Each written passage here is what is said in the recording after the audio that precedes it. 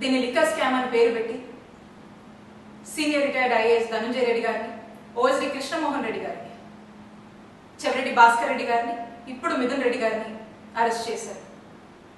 మా హయాంలో, మా జగనన్న హయాంలో ఎటువంటి లిక్కర్ స్కామ్ జరగలేదు. ఇదే కాదు, ఏ స్కాము జరగలేదు. ప్రజల్లో లిక్కర్ కన్జంప్షన్ ని తగ్గించి గతంలో కన్నా ప్రభుత్వ ఆదాయాన్ని నిలబెడుతూ, ప్రభుత్వ ఆదాయాన్ని పెంచి ఈ రెండింటిని బ్యాలెన్స్ చేస్తూ కావాల్సినటువంటి మెజర్స్ తీసుకొచ్చినటువంటి పాలసీయే జగనన్న హయాంలో ఉన్నటువంటి లిక్కర్ పాలసీ. మేము దాన్ని చాలా ట్రాన్స్పరెంట్ గా జగనన్న హయాంలో ఈ పాలసీని అమలు చేయడం జరిగింది. మీరు అంటున్నారు కదా లిక్కర్ స్కామ్ అది ఇదని. అసలు వాస్తవంగా లిక్కర్ స్కామ్ ఎప్పుడు జరిగిందో చెప్పనా?